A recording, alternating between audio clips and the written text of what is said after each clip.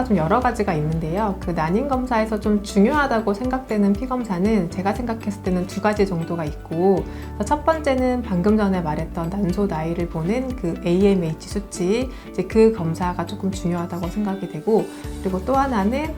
방금 전에 또 설명을 했던 월경주기 2, 3일째에 시행하는 호르몬 검사 중에 그 난포 자극 호르몬이라는 수치가 있습니다. 그래서 그 두 가지에 대해서 조금 설명을 드리면, 우선 난포 자극 호르몬은 아까도 잠깐 얘기했지만 보통 월경주기 2, 3일째 때 시행을 하고, 난포 자극 호르몬은 말 그대로 난포를 키우는 호르몬입니다. 그래서 그 호르몬에 의해서 난포가 자라게 되면 그 난포 때문에 또 여성 호르몬이 분비가 되는데, 여성 호르몬이 잘 분비가 안 된다면 뇌에서 그거를 인지를 해서 또 난포 자극 호르몬을 더 분비를 시키게 됩니다. 그래서 난포 자극 호르몬을 측정을 했는데 만약에 수치가 10에서 15 이상 증가되어 있다면 이제 그것을 보고 우리가 조금 난소 기능이 저하되어 있구나 라고 좀 판단을 할 수 있습니다. 그래서 보통 10에서 15 정도 이상이면 문제가 있다라고 보고, 두 번째로 그 AMH 난소 나이 보는 그 수치는 아까도 말했듯이 난소의 나이를 보는 이제 수치인데, 이거는 난포에서만 분비가 되는 호르몬입니다. 그래서 이 수치가 높으면 난포도 많다는 거고, 그러면 그만큼 내 난소의 나이는 어리다라는 걸 뜻하는데, 이제 이상적인 AMH 수치는 보통 20대 때는 4에서 5 나노그램 퍼 밀리리터 정도로 측정이 되고, 35세 전후로 해서 감소를 하기 시작해서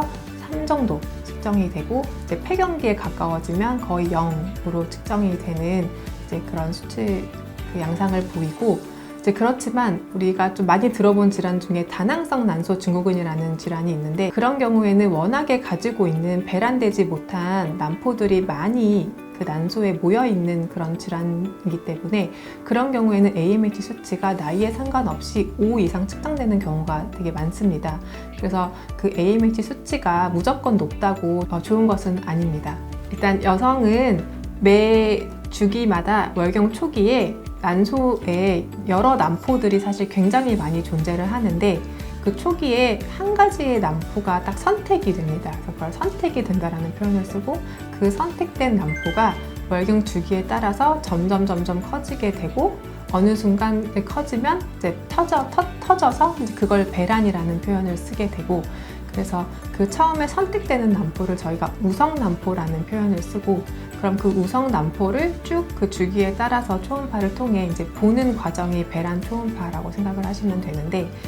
우선 보통 월경 주기 8에서 10일 차에 처음 배란 초음파를 하게 되고요. 그때 이제 그 우성 난포가 있는지 확인을 하고 2, 3일 간격으로 초음파를 통해 보면서 이게 한 1.8에서 2cm 정도 되었을 때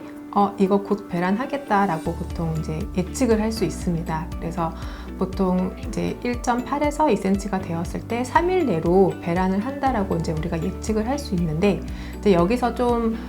이제 보다 보면 어떤 분들은 1.5cm만 돼도 배란이 되시는 분들이 있고, 또 어떤 분들은 3cm 가까이 돼도 또 배란이 안 되시는 분들도 있습니다. 그래서 이제 그런 것들은 좀 그때그때마다 좀 상황이 달라질 수 있기 때문에, 보통 그 배란 체크를 하기 위해서 병원에 오시는 분들 중에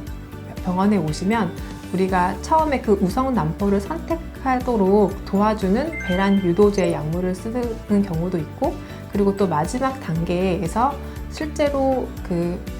난포의 마지막 성숙 단계를 도와주고, 그래서 마지막 그 터지는 단계를 도와주는 또 주사를 또 같이 써서 좀 적절하게 배란이 잘 되도록 많이 이제 병원에서 그런 약물들을 쓰는 경우들이 좀 있고, 난소도 난소지만 그 우성 난포에 맞게 자궁 내막도 좀 잘 두꺼워지는지, 그래서 보통 7에서 8mm 정도 내막도 좀 같이 두꺼워지는지를 좀 확인을 해서 좀 가장 최적의 배란 시점을 잡습니다.